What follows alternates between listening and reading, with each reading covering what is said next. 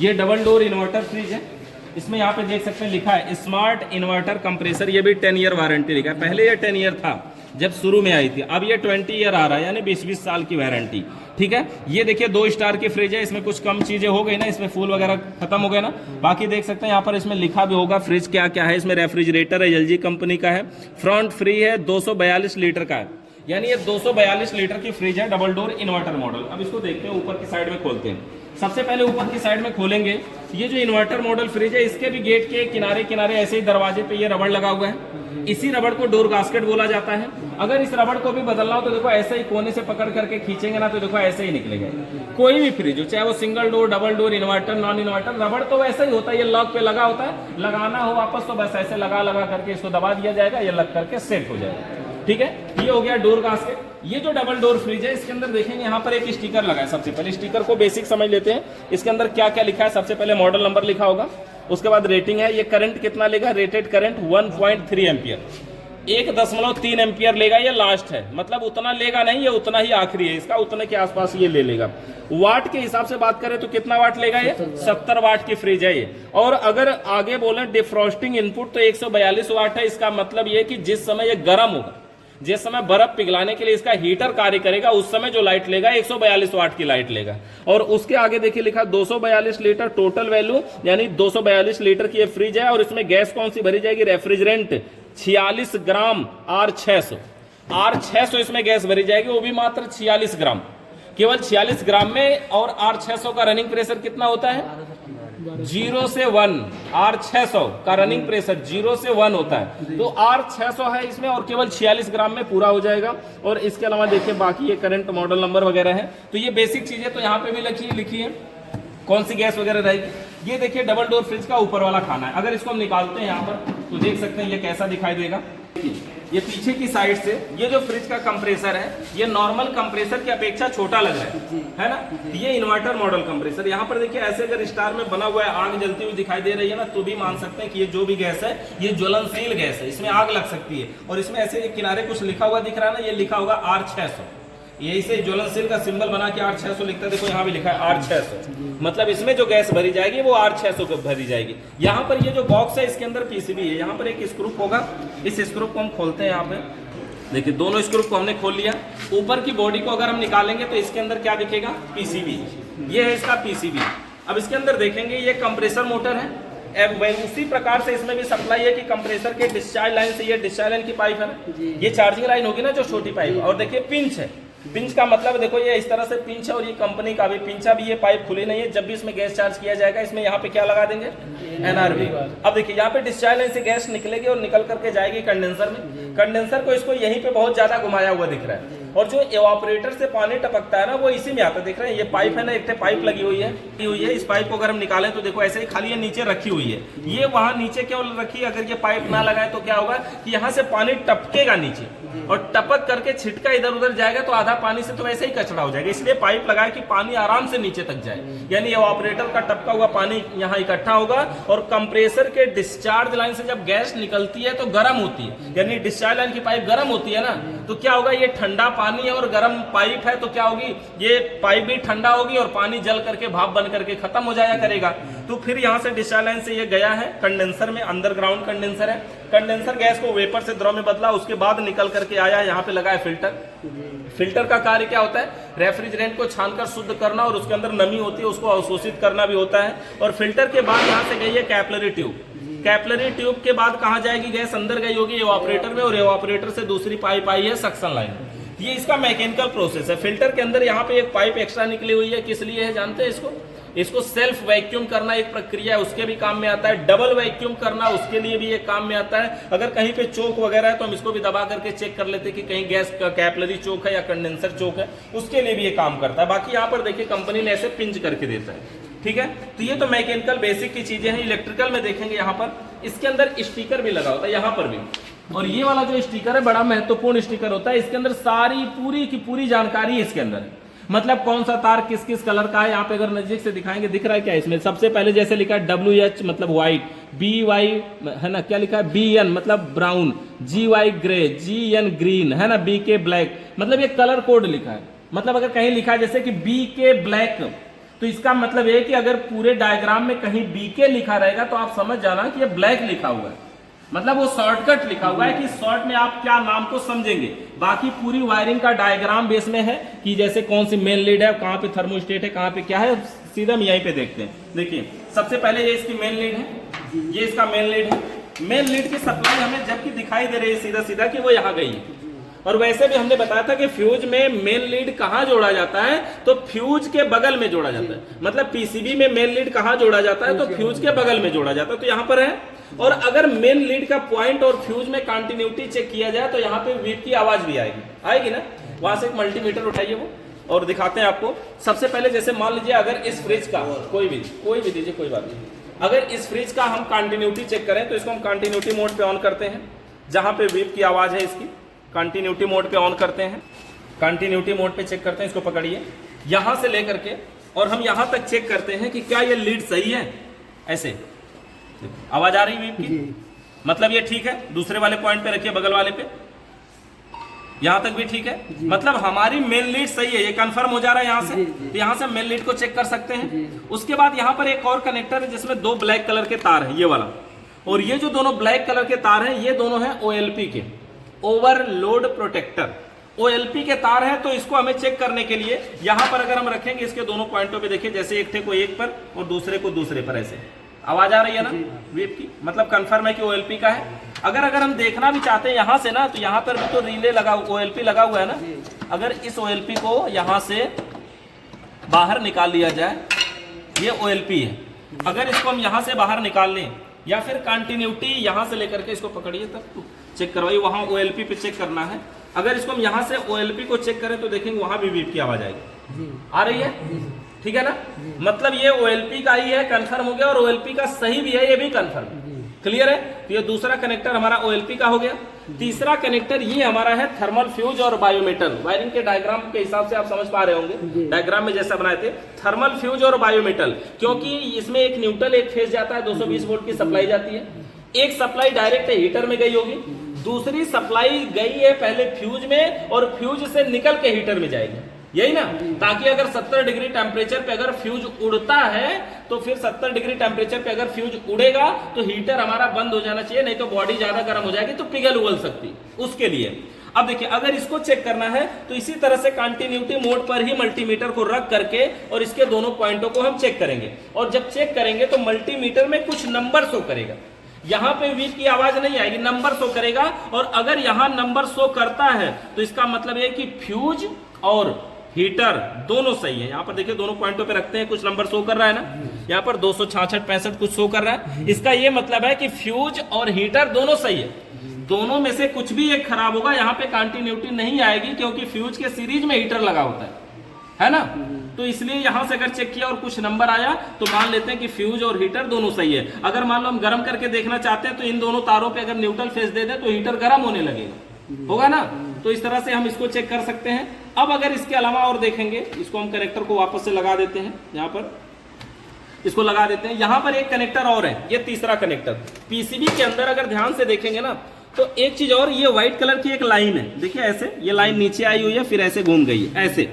इस लाइन का ये मतलब होता है कि लाइन के इधर की जो चीजें वो प्राइमरी सेक्शन है, लाइन के उधर की चीजें सेकेंडरी सेक्शन। मतलब लाइन के इस साइड में जो चीजें सब एसी से चलने वाले उपकरण और उधर वाले जो भी हैं वो डीसी वाले, समझ रहे हैं ना। और डीसी वालों में देखेंगे कि छोटे छोटे कंपोनेंट लगे होते हैं, एसी वाले में बड़े बड़े कंपोनेंट लगे होते हैं, है ना। अब देखिए यहाँ पर अगला ये वाला जो पॉइंट है ये हमारा कंप्रेसर का है, UVW 3 पिने हैं इसमें, ये कंप्रेसर मोटर का। यहाँ पर अभी अगर इसको हम चेक करेंगे तो अगर इसको हम यहाँ से रख करके चेक करें किसी पिन से किसी पिन को, तो कुछ नंबर आएगा कि नहीं आएगा ना। देखेंगे यहाँ पर कुछ आया, 21 आया ना, 21। अब देखो इसको हम बदल करके दूसरे वाले पे रखते हैं, देखो इस पे क्या आया, उतना ही आया, बदल करके तीसरे पे रखते हैं, अब कितना आया, उतना ही आया। तो ये UVW से आई हुई पिने है ना, और UVW की चेकिंग हमारी क्या है, तीनों पिनों का मान बराबर आना चाहिए, बराबर आ रहा है तभी तो ये सही है ना। तो तीनों पिनों का मान यहाँ पर बराबर आ रहा है, मतलब हमारा कंप्रेसर में पिने भी सही है, कंप्रेसर भी सही है, और कंप्रेसर से जो लीड यहाँ तक आई है वो भी सही है। क्लियर है, कंप्रेसर की लीड भी यहाँ तक सही है, यही ना हुआ। अगर लीड सही नहीं होती तो भी यहाँ तक रीडिंग ही नहीं आती, हो सकता है। और अगर मान लीजिए यहां तक किसी पिनों पे नंबर ही नहीं आ रहा है तो कंफर्म नहीं है कि कंप्रेसर खराब है। फिर हमें इस लीड को भी चेक करना है, ये लीड वहां से वहां तक की सही है कि नहीं सही है। अगर लीड सही है फिर भी नंबर नहीं आ रहा है, तब समझिए कि कंप्रेसर खराब है, या कंप्रेसर के पिनों पे रख करके सीधा चेक कर लेंगे। ठीक है, तो इस तरह से कंप्रेसर मोटर का हमारा हो गया। कंप्रेसर को ऐसे चेक कर लिया। यहां पर ये जो 4 तार हैं, इसमें देखेंगे 4 तार हैं, ये किसके हो सकते हैं? फैन मोटर के। गुड, ये फैन मोटर का वायर हमारा है। और बाकी यहां पर देख सकते हैं ये ढेर सारे जो तार हैं, ये तार हमारे हैं सभी उपकरणों के। मतलब इसमें तो ये 12 तार हैं, कुल मिला के 12, और 12 तार में 3 ठे सेंसर है। तो एक सेंसर में 2 तार निकलेंगे, 3 सेंसर का मतलब 6 ठे तार तो सेंसर के हो गए। बचे 6 तार, जिसमें 2 तार थर्मोस्टेट के, 2 तार एलईडी बल्ब के, 2 तार डोर स्विच के। तो 6 तार ये हो गए 3 उपकरण के। तो इस हिसाब से कुल 12 तार इसके अंदर हैं। अब आगे हम देखते हैं कि इसके अंदर कौन कौन सी चीजें कहां लगी हैं और उनको हम कैसे चेक करें। ठीक है, आगे की साइड में सबसे पहले ऊपर चलते हैं। इस फ्रिज में यहाँ पे सबसे पहले ऊपर हमने बताया था कि एक सेंसर, सबसे पहला सेंसर यहाँ पे लगा है। और ये जो सेंसर है, इस सेंसर का नाम क्या है? Room temperature sensor. यानी फ्रिज जिस रूम में रखी है वहां के रूम का टेम्परेचर क्या है ये उसको बताती है। ठीक है, ये इसमें लॉक पे लगा हुआ है, देखेंगे इस तरह से। ये हमारा पहला सेंसर है इसका, ये सेंसर है। और ये सेंसर हमारा है रूम टेम्परेचर सेंसर। अगर वहां से पीसीबी के पास से ये वायरों का कलर देखेंगे ना तो ये मैच करता है। जैसे ये व्हाइट कलर है, पीसीबी में शुरू में ही व्हाइट कलर के 2 तार है, मतलब वही वाला रूम टेम्परेचर सेंसर का ये वायर है। इसके आगे अगर हम देखते हैं अंदर की साइड में, इधर से ऊपर से अंदर आइए, यहां से इसको हम खोलते हैं। बस यहां से अगर हम इसको खोलते हैं तो यहां पर देखेंगे सबसे पहले इसको खोलने के लिए यहाँ पे एक स्क्रू रहता है, यहाँ पे एक स्क्रू रहता है, इसमें नहीं दिख रहा है तो इसका मतलब एक स्क्रू निकला हुआ है पहले से। हम इसको निकालते हैं। ये देखो ऐसे पकड़ने के लिए होता है, जैसे पकड़ के खींच के बाहर निकालने के लिए होता है। इस तरह से हमने इसको बाहर निकाला। ये कौन सी स्विच है? Air control switch. मतलब एयर कंट्रोल स्विच मतलब निचले खाने में हवा को जाने देना है कि नहीं जाने देना है, ये उसके लिए है ना। निचले खाने में हवा को जाने देना है या फिर नहीं जाने देना है, उसके लिए। अब यहां से देखिए, इसका ये फैन है, कौन सा फैन है? Evaporator fan. कितने वोल्ट का है? 12 वोल्ट डीसी वाला ये फैन है ना। ये 12 वोल्ट डीसी का है, कनेक्टर सही है ना। ये 12 वोल्ट डीसी वाला है। और इसके बाद देखेंगे यहां से अगर इसको हम बाहर निकालें तो ये भी पकड़ करके ऐसे खींचने वाला होता है। ये लॉक पे लगा होता है, लॉक पे। यहां पर देखेंगे ऐसा लॉक बना है ना, ये ऊपर ये 3 ठे, इन्हीं लॉक पे ये जाकर के रुका रहता है। अब इसको निकालने के लिए पहले ये फैन लगा, तो फैन का यहाँ कनेक्टर खोसा है, कनेक्टर को हम बाहर निकाल लेते हैं। फिर देखिए ये बाहर निकला। अब ये हमारा फैन मोटर इसमें से बाहर निकल गया। ठीक है, पंखा बाहर निकलने के बाद इसके अंदर देखेंगे और एक कनेक्टर है, जैसे उसमें थर्मल फ्यूज और बायोमेटल नॉन इन्वर्टर में था ना, इसमें क्या रहेगा? बायोमेटल इसमें रहेगा कि नहीं? ये क्या है? इसमें थर्मल फ्यूज और बायोमेटल इसमें नहीं है। तो बायोमेटल का काम इसमें कौन करता है? कौन सा सेंसर है ये? Defrost sensor. कौन सा है? Defrost sensor. डिफ्रॉस्ट सेंसर ये वाला देखिए, इसमें बगल में सेंसर जैसा दिख रहा है ना कि हाँ ये सेंसर है और इधर थर्मल फ्यूज है। सेंसर का कार्य क्या? -5 डिग्री टेम्परेचर होने पर पीसीबी को सूचना देके हीटर को चालू करवाना है और +5 डिग्री टेम्परेचर होने पर पीसीबी को सूचना देके हीटर को बंद करवाना है। ये काम है। और ये जो थर्मल फ्यूज है ये क्या है? अगर ये पीसीबी को सूचना देता है और या नहीं दे पाता है और मान लीजिए हीटर ज्यादा गर्म होता है, गर्म होते होते टेम्परेचर 70 डिग्री या उससे अधिक अगर इसके अंदर का हो जाता है तो ये फ्यूज उड़ जाता है। इसलिए जब बदलना पड़ता है तो इन दोनों को साथ में बदलना पड़ता है। मतलब ऐसे ही कनेक्टर के साथ आते हैं, बस ला करके इसको लगा देना होता है। इस तरह से इसको लगाते हैं। इसके अंदर देखेंगे, इसके अंदर ये क्या है? हीटर। इसका डिफ्रॉस्ट हीटर देखिए एवापोरेटर के साथ ये कॉइलों में लगा हुआ है। इसका एवापोरेटर भी वही है। मैकेनिकल पार्टों में इन्वर्टर नॉन इन्वर्टर में कोई चेंजिंग नहीं होती, कोई बदलाव नहीं होता है। तो इसका भी एवापोरेटर वही है। इसके देखिए ये जिसमें से जिस भी पाइप में से तार निकलते हैं वो हीटर का तार होता है, यानी वो हीटर की पाइप होती है। ठीक है, अब यहाँ पर देखेंगे इसके अंदर भी वो एक्यूमुलेटर है। मतलब टोटल चीजें लगभग उसी के जैसा है ना। अगर मान लीजिए कि ये जो सेंसर है, अगर इस सेंसर को हम चेक करने जाएं, इसको सेंसर को हम चेक करने जाएंगे, पकड़िए इसको। एक मल्टीमीटर हमारा है, मल्टीमीटर कंटिन्यूटी मोड पे ऑन है। अब इसके अंदर ये जो थर्मल फ्यूज है, ये देखिए रेड मजबूत वाला तार है। थर्मल फ्यूज का तार मजबूत है और सेंसर का तार हल्का है ना, हल्का। अब ये जो सेंसर का तार मजबूत है, क्यों जानते हैं? इसमें 220 वोल्ट की सप्लाई घूमती है और ये जो सेंसर वाला इसमें 5 वोल्ट डीसी घूमता है, तो इसलिए ये मजबूत तार बनाया गया। अब ये जो मजबूत वाला तार है, जो फ्यूज वाला तार है, उस पर रख करके हम इसको कंटिन्यूटी चेक करते हैं। वीप की आवाज आ रही है, इसका क्या मतलब है? फ्यूज हमारा सही है, यही ना हुआ?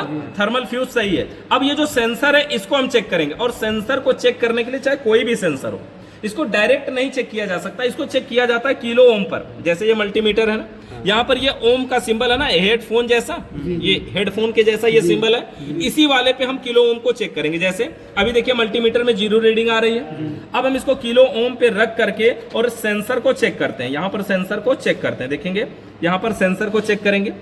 यहाँ पर देखिए कुछ शो कर रहा है, 8 शो कर रहा है ना, 8 पॉइंट कुछ शो कर रहा है। इसको हम इस साइड में लगाते हैं, पीछे की साइड में, और इसको देर तक देखते हैं। 8 पॉइंट कुछ शो कर रहा है, यहाँ पर इधर भी लगा लेते हैं।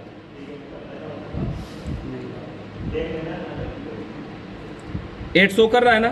अगर इस सेंसर को आप ऐसे ऐसे पकड़ के रगड़िए, ये जो नंबर है जितना रगड़ेंगे उतना डाउन होगा। 8.4, 8.5, 8.2, 8.1, हम इसको रगड़ रहे हैं ऐसे पकड़ के, और जितना इसको रगड़ेंगे उतना ये नंबर डाउन होगा, और जितना ये अगर इसको ठंडा किया जाए तो उतना नंबर ये बढ़ेगा। ठंडी के मौसम में चेक करते हैं, जैसे इस समय 8 आ रहा है, ठंडी के मौसम में चेक करते हैं ऑलरेडी ये 10, 11, 12 के करीब आता है।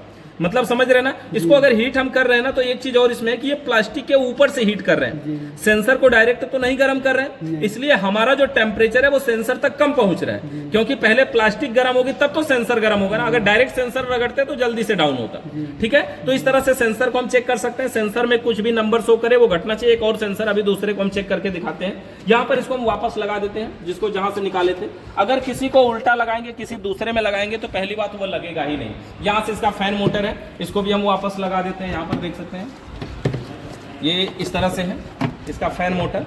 इसके कनेक्टर को भी हम यहाँ पे लगा देते हैं। ये जो थर्मल फ्यूज है और डिफ्रॉस्ट सेंसर है, देखो यहीं पे साइड में ऐसे लगा होता है, ये इसी के अंदर यहीं पे साइड में ऐसे रहता है। अब यहाँ पर इस कनेक्टर को भी हम लगा देते हैं, जो हमारे फैन मोटर वाला कनेक्टर है। फैन को हमने लगा दिया।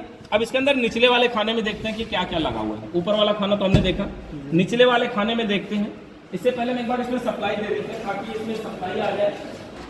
अब देखिए इसके अंदर ये जो है, सबसे पहले इसके रैक को हम बाहर निकाल लेते हैं। ये जो रैक है, रैक को निकाल लेते हैं, सभी रैक को बाहर। इसको उठा करके इधर साइड में रखिए, कहीं शीशे का, इसको हम सभी को बाहर निकालते हैं। देखिए ये पार्ट खुला हुआ है ऑलरेडी, है ना, तो इसको जैसे ही निकलेगा वो सब बाहर निकल जाएगा। दरवाजा पूरा खोली ऐसे, ठीक है। ये पूरा हम निकाल दिए, इसके अंदर के जो भी रैक है इसको बाहर निकाल दिया। इसको खोलने के लिए पहले यहाँ पे एक स्क्रू लगा होता है, स्क्रू खोलेंगे तब ये खुलता है, बाकी इसमें खुला हुआ है। यहाँ पे इसका डोर स्विच है, और ये मैग्नेटिक डोर स्विच है। जैसे हमारा ये बोर्ड वाला पेन है, इसको अगर हम देखो इसको पास ले जाएंगे ना तो भी ये बंद हो जाएगा। देखो दूर करेंगे बल्ब जलेगा, पास जाएगा बल्ब बंद हो जाएगा। दूर करेंगे, कुछ दब नहीं रहा है, कुछ टच भी नहीं हो रहा है, खाली ये मैग्नेट पे काम करता है। इसके पास अगर कोई चुंबक पहुंचेगा तो बल्ब बंद होगा, जैसे ही दूर होगा तो बल्ब चालू हो जाएगा। ये खाली चुंबक पे काम करता है, ठीक है। इसके अंदर यहाँ पे चुंबक लगा हुआ है, अगर यहाँ पे पेचकस चपकाएंगे ना देखेंगे आपको दिखेगा, देखो यहाँ पे, यहाँ पे लगा होता है। उससे पहले हम यहाँ पे चेक करते हैं। सबसे पहले देखो इसको खोलने के लिए इस तरह से स्क्रू खोलने के बाद यहाँ पर भी ये कनेक्टर में लगा हुआ है। कनेक्टर को हम निकाल देते हैं बाहर, इस तरह से कनेक्टर को बाहर निकाल लेते हैं। बाहर निकालने के बाद यहाँ पर देखेंगे कि इसके अंदर टोटल 4 तार दिखाई दे रहे हैं। इसमें 4 तार का मतलब ये 2 चीजें लगी हुई हैं, तभी तो 4 तार है। इसमें 2 चीज में है क्या क्या, थर्मोस्टेट है, यानी ये थर्मोस्टेट स्विच है ये, जिससे हम सेटिंग करेंगे कि हमारा टेम्परेचर क्या होना चाहिए। और ये जो ऊपर लगा हुआ है इसमें ये सेंसर है, और ये जो सेंसर है रेफ्रिजरेटर सेंसर, यानी फ्रिज कितना ठंडा करे ये उसका सेंसर है। तो एक सेंसर हो गया, एक थर्मोस्टेट स्विच हो गई। अगर इसको हम खोलते हैं, यहाँ पर इसके अंदर देखेंगे, इसको ऐसे निकालेंगे, खींचेंगे तो बाहर निकलेंगे। ये इसमें चिपका होता है खाली, और कुछ नहीं होता है। इसको हम बाहर निकालते हैं, यहाँ पर देखेंगे ऐसे, और ये कनेक्टर हमारा है। ये जो सेंसर है ना, देखिए इस प्रकार से यहाँ पर लगा करके ऐसे लगा के चिपकाया गया होता है, ये सेंसर, ये रेफ्रिजरेटर सेंसर है। यानी इस सेंसर का कार्य, ये समझो थर्मोस्टेट की पूंछ का काम करता है। ये सेंस करता है कि यहाँ का टेम्परेचर कितना है, और ये जो स्विच होती है ये सेट करती है कि कितनी पे सेटिंग की गई है। उसके हिसाब से पीसीबी तय करती है कि कंप्रेसर को चलाना है कि नहीं चलाना, ठीक है। अब यहाँ पर देखेंगे, अगर इसको हम चेक करें तो मल्टीमीटर यहाँ पे आ गया ऊपर, हाँ, मल्टीमीटर को किलो ओम पे पहले ऑन कर लेना है। मल्टीमीटर को किलो ओम पे ऑन करिए, और सबसे पहले हम इसको सेंसर को चेक कर लेते हैं। देखो ये सेंसर है ना, जब कहेंगे इसको तो ऐसे ऐसे पकड़ के रगड़ना है ना। पहले हम सेंसर के वायरों पे रख लेते हैं, ये दोनों व्हाइट कलर के तार वाले हैं सेंसर, ठीक है। इसको हम दोनों पे रख लेते हैं, यानी जो सेंसर का दोनों वायर है उस पर हम दोनों तारों को रख लेते हैं। मल्टीमीटर को यहाँ पर रीडिंग शो करेगा, देखिए 7.8 शो कर रहा है। अब इसको रगड़िए हाथ पे, जब रगड़ेंगे तो इसका नंबर देखेंगे डाउन होगा। 7.8 है, 7.7 हो गया ना, देखिए 7.6 हो गया है ना, 7.5 हो गया, 7 पॉइंट ऐसे देखिए 4 हो जाएगा, 7.3 हो गया, 7.2 हो गया, है ना, 7.1 हो जाएगा अभी, और देखिए 1 हो गया, और 7.0, और भी गर्म करेंगे 6 हो जाएगा ये, 6 हो जाएगा, देखिए 6.9 है ना। तो ऐसे जितना रगड़ेंगे उतना गर्म करेंगे, इतना ये नंबर डाउन होगा। और अगर छोड़ देंगे अभी तो थोड़ी देर में देखेंगे ये नंबर बढ़ने भी लगेगा फिर से। 6.8 पे रुक गया ना जब इसको छोड़ दिया रगड़ना। तो अब देखिए इस तरह से धीरे धीरे करके अगर ये ठंडा होगा तो बढ़ने लगेगा। मतलब यह सेंसर का काम होता है टेम्परेचर को सेंस करके रेजिस्टेंस यानी किलो ओम में पीसीबी को सूचना देना होता है। ठीक है, तो इस तरह से किसी भी सेंसर को हम चेक कर सकते हैं कि सेंसर सही है कि नहीं सही है। यह है थर्मोस्टेट। सबसे पहले थर्मोस्टेट को 1 नंबर पे ऑन कर देते हैं। 1 नंबर पे ऑन करने के बाद देखेंगे थर्मोस्टेट के दोनों पॉइंटों पर इसको रखेंगे। ये थर्मोस्टेट को 1 पे रख लिया, थर्मोस्टेट के दूसरे तार पे रख लिया और डिस्प्ले में देखिए कुछ नंबर दिखा रहा है क्या, 9 दिखा रहा है, 0.9 दिखा रहा है ना। अब जो 0.9 दिखा रहा है इसके खटके को एक बार हम घुमाते हैं, देखो ऐसे एक बार घुमाया, अब क्या दिखाया 3 दिखाया ना। एक बार इसको और घुमाया, अब क्या दिखाया 6। एक बार और दिखाया घुमाया थर्मोस्टेट को, अब क्या दिखाया 12 है ना। और घुमाया एक बार, देखिए कितना दिखाया 20। एक बार और घुमाया, कितना दिखाया 38। एक बार और घुमाया, देखिए कितना दिखाया 100 और ये फुल हो गया। मतलब समझ रहे हैं ना। अगर इसको हम घुमा रहे हैं तो इसके मान में बदलाव आ रहा है, तो इसका मतलब ये है कि हमारी थर्मोस्टेट स्विच सही है। और ये थर्मोस्टेट स्विच वैसी नहीं है, पूंछ वाली नहीं है, देख रहे हैं इसमें छोटी सी पीसीबी किट लगी हुई है। ये वैसी थर्मोस्टेट नहीं है जो पहले वाली थी, ये उससे अलग है ना। ये इलेक्ट्रिक स्विच में केवल है, इसमें मैकेनिकल नहीं है, इसमें केवल इलेक्ट्रिकल है। तो इस तरह से थर्मोस्टेट या फिर सेंसर को हम चेक कर सकते हैं। ठीक है, ये सेंसर जो लगा हुआ होता है कहाँ पे लगा होता है, देखिए ऐसे लगा करके ये टेप चिपकाया गया है, इसी टेप के नीचे लगा करके इसको चिपकाया गया होता है इस तरह से। ये जो टेप है इसी के नीचे लगा करके ऐसे चिपकाया गया होता है ऐसे, और इसको वापस से खींच लेते हैं तार को बाहर और इसको लगा करके सेट करके वहां पर हम कनेक्टर में खोस करके इसको चालू कर सकते हैं। अब देखेंगे अभी इसको, अभी आप फिर से चेक कर लीजिएगा हम इसको जब छोड़ेंगे तो। ठीक है, अभी इससे पहले ये चेकिंग हो गया हमारा थर्मोस्टेट का और सेंसर का हमने चेक कर लिया। ये डोर स्विच है। अब ऐसा देखने में देखो ऐसा नहीं है जैसा दिख रहा है, ऐसा नहीं होता। ये प्लास्टिक का है ना, ये ऊपर ऐसे चिपका होता है, मतलब ये प्लेन रहता है, बराबर दिखाई नहीं देता कि ये डोर स्विच है। क्या है कि हम लोग इसको बार बार निकालते हैं, इसलिए ऐसा इसके ऊपर का ये टूट गया है। हम फिलहाल इसको निकाल के दिखाते हैं कि अगर डोर स्विच को बदलना पड़े तो इसमें कैसे बदलेंगे। ये सेंसर वाली है ना, या फिर अगर चेक करना पड़े कि ये सही है कि नहीं, से देखो ये इसके मैग्नेट पे भी काम कर रहा है, टेस्टर वाले मैग्नेट है ना, इसके अंदर मैग्नेट है ना, ये इस पे भी ये काम कर रहा है। ठीक है, इसको हम यहाँ से इस स्विच को बाहर निकालना है तो हम इसको बाहर निकालते हैं। देखिए इस तरह से ये स्विच बाहर निकाले, इसके अंदर ये कनेक्टर होता है, ये कनेक्टर भी इसका बाहर निकलेगा। यहाँ पर देखेंगे ये कनेक्टर भी इसका बाहर निकले और यहाँ से स्विच को हम बाहर निकाल लेते हैं। ये हमारी डोर स्विच अगर बदलना हो तो इतनी बदली जाएगी। और ये डोर स्विच है, अगर इसको मल्टीमीटर से चेक करें तो मल्टीमीटर को कंटिन्यूटी मोड में चेक करना। ये कंटिन्यूटी पे ऑन किया, पकड़िए इसको, कंटिन्यूटी मोड पे ऑन किया और दोनों पॉइंटों को इसको रख रहे हैं यहाँ पर। देखिए दोनों पॉइंटों को इसको लगा रहे हैं, लगाया तो कोई भी आवाज इसमें से नहीं आएगी। पहले डायरेक्ट चेक कर लेते हैं आवाज आ रही है। ठीक है, यहाँ पर दोनों पॉइंटों पे हमने लगाया इसको, आवाज नहीं आ रही है। मैग्नेट के पास ले जाते हैं, मैग्नेट के पास देखो आवाज आ रही है, यहाँ से हिल जा रहा है। इसके दोनों तारों को हमने लगाया मैग्नेट के पास, बंद हो गया मल्टीमीटर ना। इसको ऑन कर लेते हैं फिर से, देखो ऐसे मैग्नेट के पास जाते ही आवाज आ रही है ना। ये डोर स्विच सही मानी जाएगी। देखो इसके अंदर मैग्नेट यहाँ पे होता है, इसमें लेके जा रहे हैं, देखो यहाँ पे देखो हो रहा है ना। यहाँ पे जैसे इसके पास जा रहा है मल्टीमीटर से वीप की आवाज आनी चाहिए, दूर करने पे आवाज बंद होनी चाहिए। अगर ऐसा हो रहा है तो हमारा डोर स्विच सही मानी जाएगी। इस डोर स्विच को देखो, कनेक्टर को जब हम यहाँ लगा देते हैं तो लगाने के बाद यहाँ दरवाजे के पास ले जाने से देखो ऐसे, यही वो पार्ट है जिसमें मैग्नेट लगा हुआ है। जब इसके पास जाता है तो बल्ब बंद हो जाता है, जब इससे दूर जाता है तो बल्ब चालू हो जाता है। यानी जैसे ही दरवाजा खोलते हैं मैग्नेट दूर होता है, जिससे हमारा ये बल्ब चालू हो जाता है। ठीक है, अब देखो यहाँ पर हमारा ये हो गया डोर स्विच। डोर स्विच के बाद ये एलईडी बल्ब है। अगर इस बल्ब को निकालना पड़े तो ये लॉक में लगा होता है, यहाँ पर देखेंगे इस तरह से खींच करके इसको लॉक पे है, इससे बाहर निकालेंगे तो ये ऊपर का कवर निकलेगा। कवर निकलने के बाद इसके अंदर का बल्ब निकालना है। तो बल्ब ये है एलईडी और ये 12 वोल्ट डीसी सप्लाई से जलने वाला बल्ब है। अगर इसको हम निकालें तो ये यहाँ पे कनेक्टर में लगा हुआ है। एक कनेक्टर को निकालेंगे तो ये बल्ब इतना है। कभी ये बल्ब बदलना पड़े तो इतना बदलना पड़ेगा। अगर मान लो कि हमें कंफर्म करना है कि ये बल्ब खराब तो नहीं है, तो बल्ब को चेक करने के लिए हम इसमें 12 वोल्ट डीसी सप्लाई दे तो जलेगा। लेकिन अगर हमारे पास 12 वोल्ट डीसी सप्लाई के लिए क्या लाना पड़ेगा, कोई एडाप्टर लाना पड़ेगा। नहीं तो हम मल्टीमीटर हमारे पास है ना, तो यहाँ पर हम इसको डीसी पे ऑन कर लेते हैं। इसको पकड़िए और यहाँ पे चेक कर लेते हैं कि 12 वोल्ट आ रहा है कि नहीं आ रहा है। अगर यहाँ 12 वोल्ट आ रहा है और बल्ब नहीं जल रहा है तो बल्ब खराब है, और यहाँ 12 वोल्ट ही नहीं आ रहा है तो पीसीबी में खराबी है, यही ना होगा। तो यहाँ पर हम चेक कर लेते हैं कि 12 वोल्ट आ रहा है कि नहीं आ रहा है। देखो एक तार को हम यहाँ पर रख लेते हैं, एक तार को इधर रख लेते हैं और एक को इधर रख लेते हैं और यहाँ डिस्प्ले में देखेंगे। एक तार को इधर रख लिया हमने एक पॉइंट पे, दूसरे को रख रहे हैं, ये हिल जा रहा है।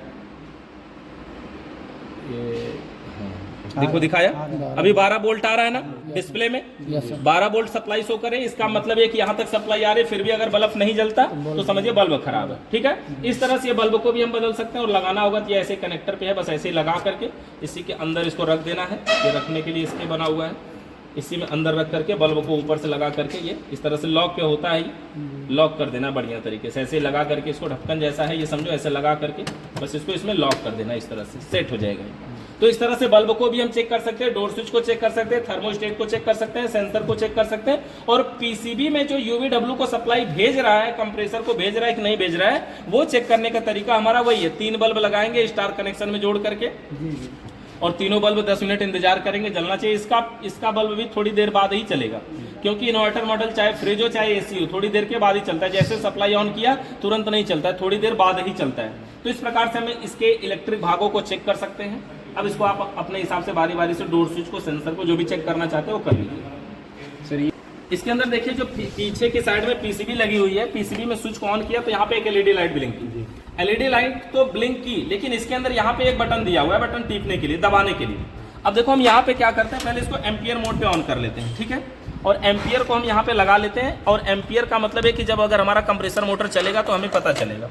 ठीक है, हमने इसको लगा दिया। इसके अंदर ये जो बटन दिया हुआ है ना, ये इमरजेंसी स्टार्ट बटन है। मतलब जैसे हमारी कोई फ्रिज होती है नॉर्मल सिंगल डोर वाली थी, तो हमें 10 से 15 मिनट इंतजार करना पड़ता था। इसमें अगर इंतजार नहीं करना चाहते तो उसके लिए एक बटन दिया है, इसको दबाएंगे हम तो चालू हो जाएगी हमारी फ्रिज। और लेकिन ये नॉर्मल चालू नहीं होती, देखेंगे कंप्रेसर पूरा हिल जाता है, मतलब जबरदस्ती चालू किया जा रहा है उसको, ये पूरा हिल जाएगा कंप्रेसर। और इसके अंदर जो एलईडी लाइट ब्लिंक कर रही थी वो ब्लिंक करती रहेगी, कब तक, जब तक ही चलेगा। इसका मतलब यह है कि ये केवल मिस्त्री की जरूरत की चीज है, वैसे भी कस्टमर पीसीबी में उंगली नहीं डालेगा, है ना, वो आप ही करेंगे। तो यहाँ पर अगर इससे हम दबा करके एक बार चालू कर दे तो लाइट ब्लिंक कर रही है ना, कंप्रेसर देखेंगे अभी चलेगा, और जैसे ही चालू हो सकता है देखेंगे थोड़ा हिल भी जाएगा और यहाँ पर एम्पियर लेने लगेगा। मतलब ये 2-4-10 सेकंड के अंदर कंप्रेसर स्टार्ट हो जाता है और ये लाइट ब्लिंक करती रहती है। ठीक है, अगर इसमें ओएलपी वगैरह कनेक्टर वगैरह लगा है, कनेक्टर थोड़ा सा बाहर दिख रहा है ना इसमें, हम इसको कनेक्टर को फिर से थोड़ा सा अंदर दबाते हैं। पहले यहाँ कनेक्टर इसका थोड़ा बाहर है, इस कनेक्टर को अंदर लगा देते हैं। आगे तो सब लगा ही है, सेंसर वगैरह सब लगे हैं ना, कुछ निकला नहीं है। तो बस इसी तरह से इसको अगर हम चालू करेंगे, यहाँ पर जैसे सप्लाई देंगे, स्विच को ऑन करेंगे, यहाँ पर देखेंगे लाइट जलेगी, और बटन को हम प्रेस कर देंगे रीस्टार्ट, तुरंत स्टार्ट करने के लिए यहाँ पर। तो ये कंप्रेसर जो हमारा है ये वाइब्रेट करेगा।